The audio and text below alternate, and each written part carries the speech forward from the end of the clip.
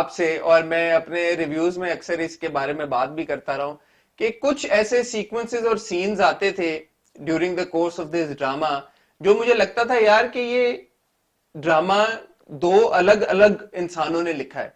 जैसे कि हम मिराल और डॉक्टर हारिस की अगर बात करें, जो मिराल और हारिस का आपने स्पेशली जो रिश्ता दिखाया है जिस तरह से, मेरी तो वो समझ में ही नहीं आया। पहले तो मुझे ये बताएं, अब क्योंकि हम इस टॉपिक के ऊपर आ गए हैं, तो ये जो हारिस का आपने कैरेक्टर इंट्रोड्यूस कराया, ये कैरेक्टर मेरे हिसाब से बहुत सारे जावियों से फ्लॉड था। एंड फ्लॉड आई से इन द सेंस के एक तरफ तो वो एक साइकेट्रिस्ट है, और ये जो एक डिबेट है जिसके ऊपर हमने भी बहुत बात की कि एक साइकेट्रिस्ट एक पेशेंट के साथ किस तरह से एक रोमांटिक रिलेशनशिप में इन्वॉल्व हो सकता है। मैं ऐसा नहीं कहता कि ऐसा नहीं होता, ऑफ कोर्स ऐसा होता है, बट वो इन्वॉल्व हुआ इस रिलेशनशिप में। And kudos to all of you के बाद में आपने कुछ एपिसोड्स के बाद ही सही, लेकिन आपने उनका वो रिलेशनशिप खत्म होते हुए भी दिखाया, और आपने ये क्लैरिफाई कराया अपने ही कैरेक्टर्स के थ्रू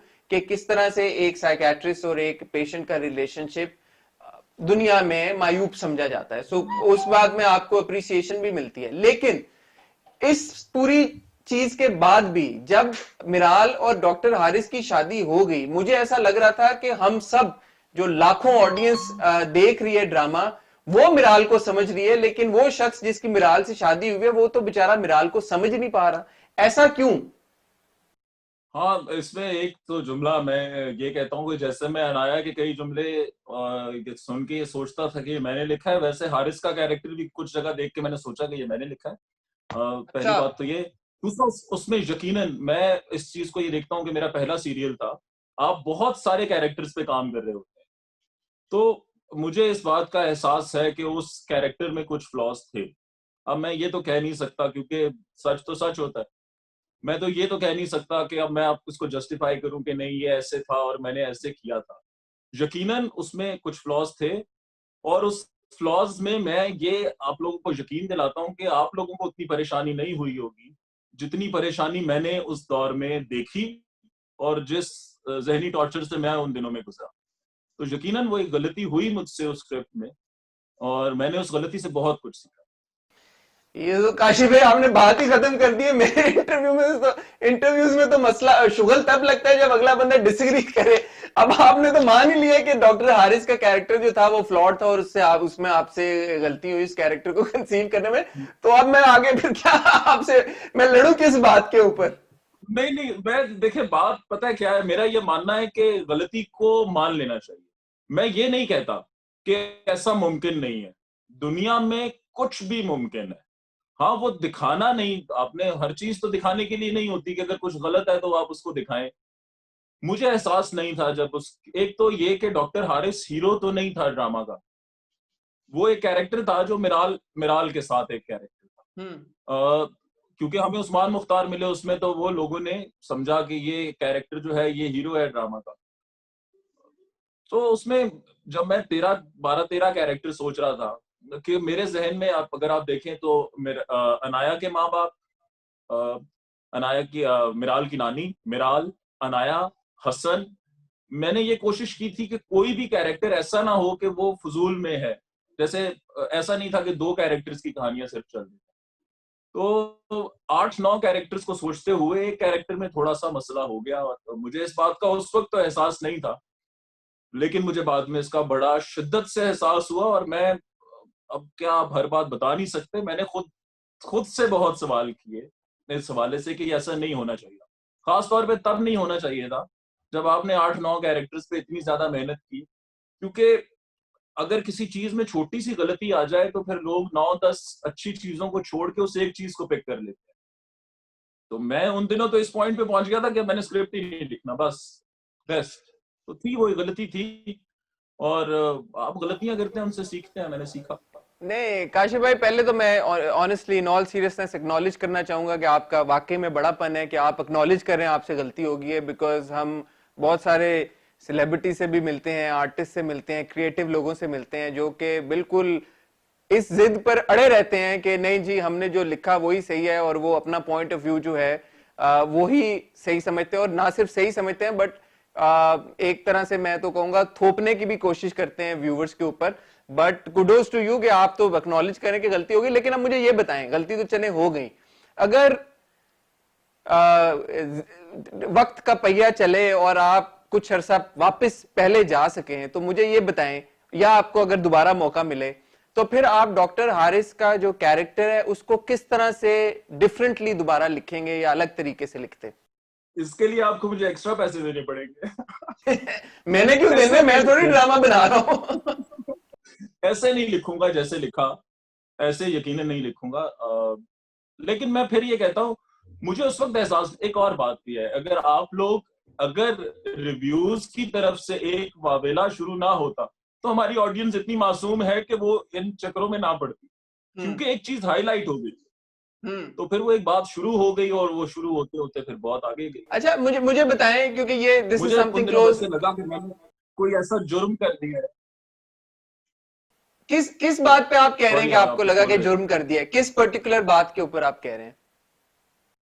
ये हारिस हारिस का कैरेक्टर जो था, क्योंकि नहीं, इन इट्स इंटायरिटी मेरा ख्याल हारिस है, का कैरेक्टर मुकम्मल तौर पर, या हारिस के कैरेक्टर में कुछ ऐसे आपको लगता है फैक्ट नहीं, इंग्रेडिएंट्स थे हारिस के जिसमें? कैरेक्टर की जो स्टार्टिंग थी उस पे, वरना हारिस के पास आगे चल के तो एक परफेक्ट हस्बैंड की जो मिसाल थी, जो मैं समझता था कि लड़कियां कहती हैं कि ऐसा होना चाहिए जो हमारे सारे फ्लॉज के साथ भी हमें कबूल करे, वो हारिस ही तो था।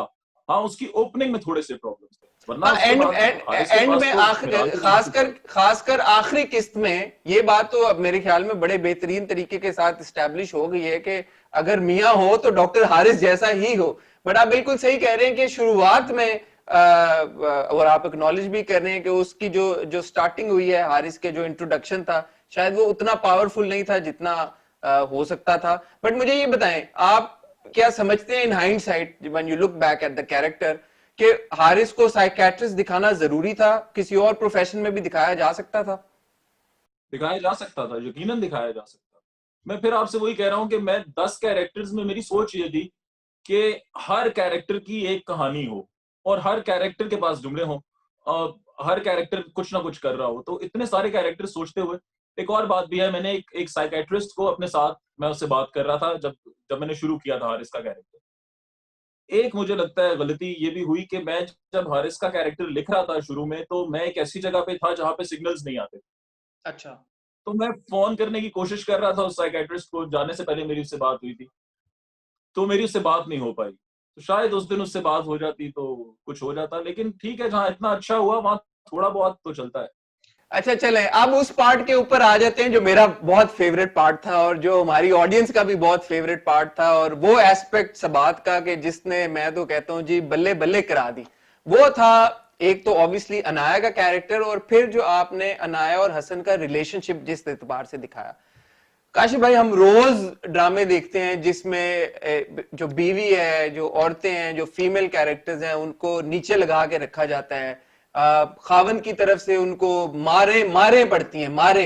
डोमेस्टिक अब्यूज जैसा सीरियस और सेंसिटिव इशू, उसको हमने एक रद्दी बना के रख दिया हमारे ड्रामों में, इन ऑल फेयरनेस। उसके अलावा बेतहाशा चीजें हमारे फीमेल कैरेक्टर्स को मुश्किलात, चैलेंजेस का सामना करना पड़ता है, और उन चैलेंजेस और मुश्किलात के इख्तिताम तक वो जो हमारे बेचारे फीमेल कैरेक्टर्स होते हैं वो किसी हाल के नहीं रहते।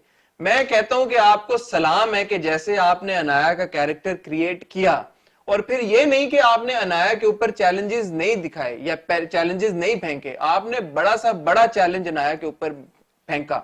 बट ये आपने नहीं होने दिया कि किसी भी पॉइंट के ऊपर अनाया फॉल्टर करे या अनाया कोई ऐसा एक्शन करे, कोई ऐसी बात करे जिसके ऊपर इवन व्यूअर भी उंगली उठा सके यार कि ये इसने गलत किया। ये मुझे बताएं, being a man yourself to write a female character which is so inspirational, and I will say this on record, on camera, that where in our industry even women are not able to write such inspirational characters. ये आपने जो achievement है, ये आपने कैसे achieve कर ली? मुझे फिर इसमें नेचर का एक बहुत कमाल इस तरह से लगता है कि मैं जब रेडियो पे काम करता था तो हम कॉल्स लेते थे शोज में, तो मेरे ख्याल से मैंने कुछ 5-6 साल में 20-30 हजार लड़कियों से इंटरेक्ट किया होगा जो अपने मसले ख्वाब बताते थे आपको। क्योंकि मेरा फिर ये मानना है कि आप इतने कीमती नहीं होते, आपका वक्त कीमती होता है, या अल्लाह ताला आपको ऐसी कुर्सी पे बिठा देता है वक्ती तौर पे क्योंकि उसने आपको एक सफर से गुजारना होता है।